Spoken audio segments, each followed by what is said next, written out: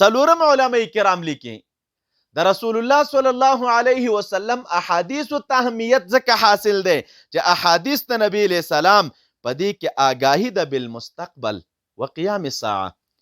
تاسو که حدیث د نبی علیه السلام وګورئ تنها دا نه ده چې د مخکنو امتونو احوال ذکر کړي. تاسو که وګورئ په کتابونو د احادیثو کې عنوان زمونږ او ستاسو مخې ته راځي د مغیباتو. لکه زه د طالبین ګوره ابتدایي کتاب د زمونږ او ستاسو او آخري حصه په چا باندې لګېدلې؟ په مغیباتو باندې لګېدلې ده. نو په دې مغیباتو کې څه شی دي؟ نبی علیه السلام د راروان وخت حالات خپل امت ته بیان کړي وه، خپل امت ته د فتح ذکر کړی، خپل امت د هغې د کامیابۍ ذکر یې ورته کړی، د قیامت د ورځې پورې چې څه شی راپېښېږي رسول الله صلی الله علیه وسلم هغه خپل امت ته بیان کړي او نن یې موږ او تاسو په سترګو باندې وینو، مشاهده کوي. کوم څه چې نبی علیه السلام بیان کړي دي موږ او تاسو ته سوونه کاله وړاندې، نن هغه څه مو لیدلي دي او چې کوم څه مو نه دي لیدلي نو هغې ته انتظار یو او یقین مو دی چې دا به خامخا دغسې راښکاره کېږي. نو د دې وجې نه د رسول الله صلی الله علیه وسلم احادیث مبارکو ته اهمیت حاصل دی چې په دې کې آګاهي وه د چا نه؟ د راروان حالاتو نه. دا خو سړی ډېر اندېښمن کوي که نه؟ ستا فکر وي اوس نن ته موجود یې، ځان سره سوچ کې سبا به څه کېږي. دا خو نو درنده خبره ده. میاشت بعد به د خلکو وضعیت څنګه وي، کال بعد به څنګه وي، 10 کاله بعد به څنګه وي، 100 کاله بعد به څنګه وي. نو دا خو زما او ستا په عقل دا شیان نه رامعلومیږي. او د رسول الله صلی الله علیه وسلم په احادیثو مبارکو کې د هغې بیان موږ او تاسو ته شته چې د راروان وخت حالات به دغسې وي، داسې پیښې به کېږي، داسې کړنې به کېږي، د انسانانو ژوند به په دې طریقې، اقتصاد لحاظ به یې دغه شی وي، دغه رنګې د دوی د نفسونو لحاظ به دغه شی وي، کثرت د رجالو یا د نساو دا راته پکې بیان شوی دی، دا پکې ذکر دی. ګوره هغه وخت کې نبي علیه السلام فرمیلي یو دوران به داسې راشي چې د 40 ښځو دپاره به یو قیم وي، یعنی یو سړی به د هغې سرپرستي کوي. نو دا هغه څه چې هغې وخت کې نه و، مخکې د مخکې نه رسول الله صلی الله علیه وسلم موږ او تاسو ته بیان کړي. نو د دې وجې نه احادیثو د رسول الله صلی الله علیه وسلم ته اهمیت حاصل دی چې په دې احادیثو کې د راروان وخت څه شی دي؟ اخبار دي. څه شی دي طالبه؟ څو خبرې شوې؟ پنځم، د رسول الله صلی الله علیه وسلم احادیثو مبارکو ته اهمیت د دې وجې نه حاصل دی چې کسب د احادیثو، زده کړه د هغې، شغل په دې احادیثو کې دا سبب د رضا د چا دی؟ د باري تعالی دی، او سبب د فوز او د کامیابۍ دی، سبب د دخول الی الجنت دی، او طالب رضا د خدای تعالی چې په احادیثو د رسول الله صلی الله علیه وسلم حاصلیږي. نو عقیده زموږ او ستاسو دا ده چې ورضوان من الله اکبر، ورضوان من الله، او وایي چې رضوانون کې تنوین دی او تنوین للتقلیل دی. نو تعبیر څنګه کوو؟ لږه رضا د خدای تعالی هم دا لویه ده د هر شي نه. یو بنده ته که د خدای تعالی لږه رضا را حاصله شوه دا دته د هر څه نه لویه ده. نو دا خو بحر دی، ډېر طولاني مبحث دی، خو تاسو ته ما څو خبرې وکړلې؟ 5. دغه 5 خبرې د نبي علیه السلام د احادیثو د اهمیت وجه ده. اول، دا تفسیر د چا ده؟ نو ګویا کې مصدر للتشریع دی، مصدر دی د چا دپاره؟ دویم د اهمیت وجه د احادیثو دا ده چې احادیث د نبی علیه السلام مصدر دی للارشاد. دریمه د اهمیت وجه دا ده چې په احادیثو د نبی علیه السلام کې د مخکنو خلکو تاریخ ذکر شوی دی تفصیلا. څلورمه وجه دا وه چې په احادیثو د نبی علیه السلام کې د راروان وخت حالات ذکر دي.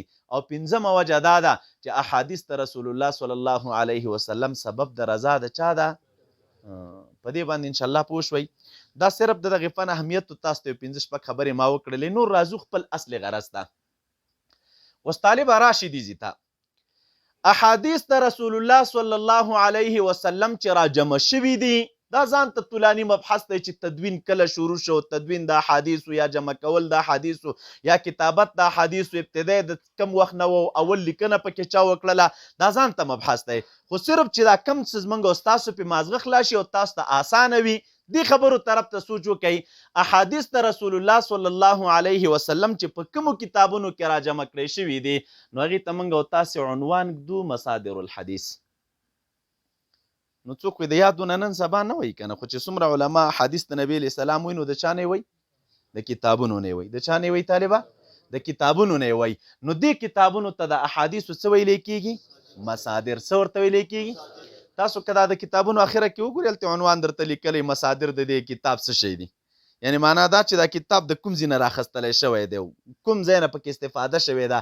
نو د احادیثو دپاره مصادر دي. په اوله مرتبه کې ځان سره دا یاد کوئ مصادر د احادیثو دوه قسمه دي. اول نو تعبیر ورکړي المصادر الاصلیه، المصادر او دویم طالبه مصادر یو مصادر اصلیه دي او دویم مصادر فرعیه دي. تاسو د اصل او د فرع معنا کړې ده د اصولو کتابونو کې وغیره ښکته تاسو ویلي دي چې اصل هله چاته ویلی کېږي ما یبتني علیه الغیر، اثر دې ته وایي اصل چې غیر په ده بنا وي غیره.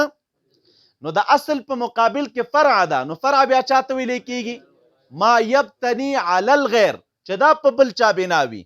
نو اصل دا دی چې په ده بل څوک بنا وي او فرع دې ته ویلی کېږي چې دی په بل چا بنا وي. نور بیا مو هلته مثالونه ورته ویلي په محسوساتو کې مثال دی که ابتناء السقف علی الجدران. موږ او تاسو محسوساتو کې د اصل او د فرع مثال داسې جوړیږي لکه چت چې بنا دی په چا باندې په دیوالونو باندې. نو دیوالونه د چت دپاره د اصل حیثیت لري ځکه ما یبتني علیه الغیر تعریف په صادق دی، او چت طالب په دیوالونو باندې دیوال ته د چا حیثیت لري د فرع حیثیت لري. نو همدغه شان مصادر د احادیثو هم دوه قسمه دي، یو اصلي او دویمه راشي طالبه.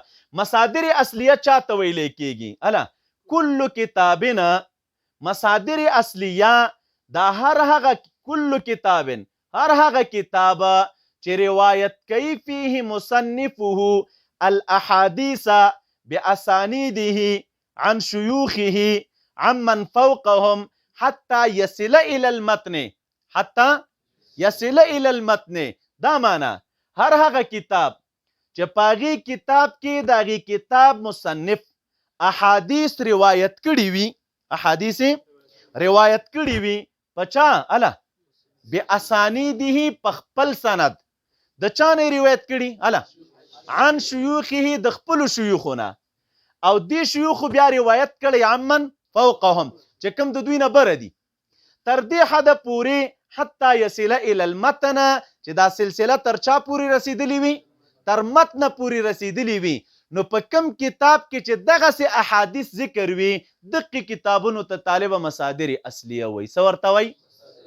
مثال به څنګه لکه مثلا صحیح بخاري ده، دا د مصادرو د جملې نه ده او مصادر اصلیه دي. څنګه تاسو که بخاري راواړوئ نو امام بخاري چې حدیث ذکر کوي نو درته وایي حدثنا فلان، د خپل استاد نوم ذکر کوي، بیا وایي قال حدثنا فلان، د شیخ و شیخ نوم ذکر کوي، بیا وایي حدثنا فلان، هغسې بره پسې چې دغه څوک استاد دی هغه ذکر کوي. دا سلسله روانه مثلا عن ابي هريره عن النبي صلی الله علیه وسلم.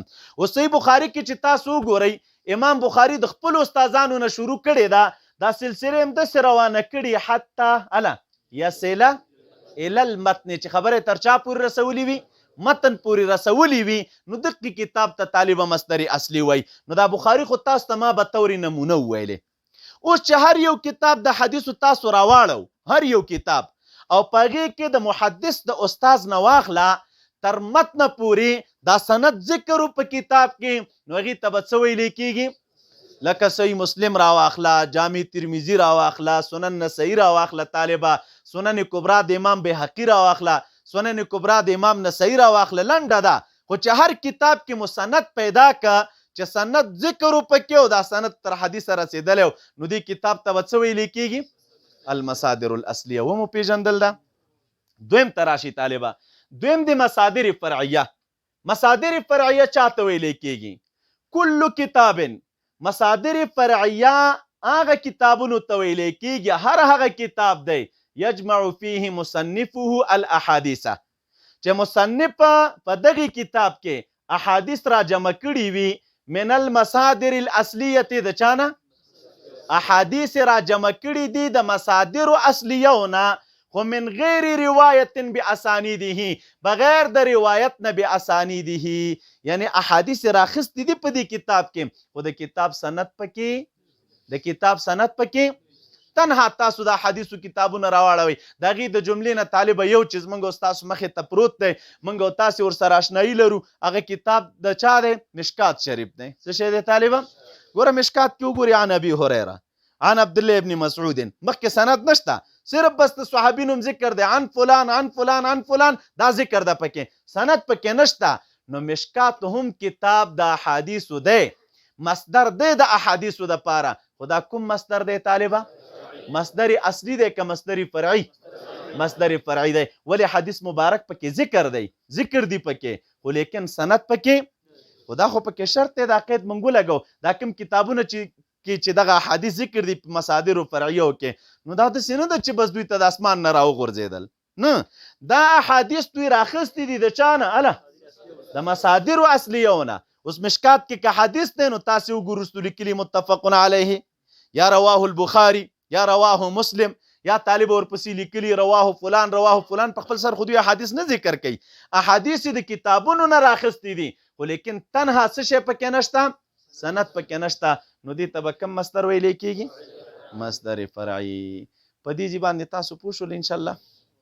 مصادر د حدیث څو قسمه دي؟ مصدر اصلي، لنډ اسانه پښتو کې به وایو مصادر اصلیه هغه دي چې په هغې کې حدیث ذکر وي سره د سنده، سره د چا؟ او مصادر فرعي هغه دي چې حدیث پکې ذکر وي او سند ورسره بلا سند ذکر کړي وي. څه شی وي؟ نو د دې سند نه ذکر کولو بیا وجوهات دي، د دې درته سبا انشاءالله څه نمونې وایم چې دا سند محدثین ولې نه ذکر کوي په کتاب کې، او د ځینو ذکر کړي او ځینو نورو نه دي ذکر کړي، او یو بل تقسیم هم بیا پکې کوو انشاءالله. نن صرف په دې باندې اکتفا کوو، را روان درس کې انشاءالله تاسو ته زه کورنۍ وظیفې هم سپارم او نور تقسیم چې د احادیثو په باب راغلی هغه هم درته کوم. وصلی الله تعالی علی خیر خلقه محمد وعلى آله وصحبه اجمعین.